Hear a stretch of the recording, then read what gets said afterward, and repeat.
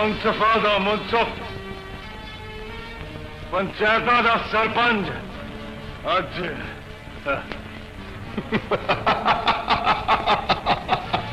अज एक तवायफ दे कोठे ते कवे आ गया ये वेखन लई कि साडा खून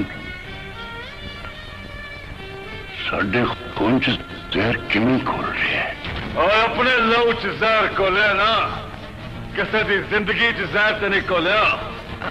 अरंग बादशाह तुसी इत्थे क्यों आए हो? सवेर दा भुलिया शामी घर वापस आ ही जाता है।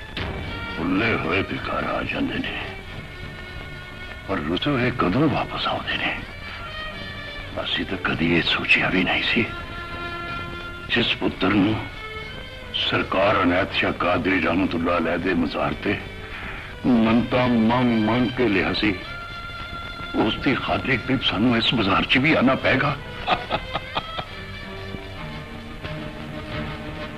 एक गल ते दस राय बादशाह, एक गल ते दस।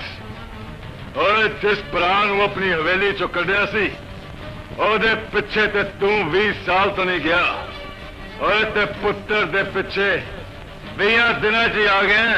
उसकी बदनसीबी ये सी कि जदों घर छड़ के गया सी उसकी मां मर चुकी सी ते तेरी खुशकिस्मती ये वे कि तेरी बदनसीब मां जिउंदी है।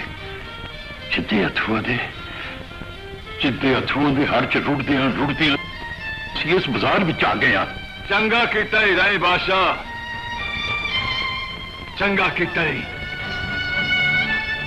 कि रात ले आया दिन दे चानन च नहीं आया और इसलिए कि दिन दे चानन च इन्हां कोठे दे परछावें नूं तेरे उच्चे चिट्टे शिमले नूं और दागो दाग कर देना सी, दागो दाग। और कपड़े दे 5 गज टोटे नूं गैरता वाले हाथ 4 वाल दे देन तो सिर दी पग बन जाती है। नहीं तो कपड़े दी लील ही ना दागी की ते बेदागी की रह गई।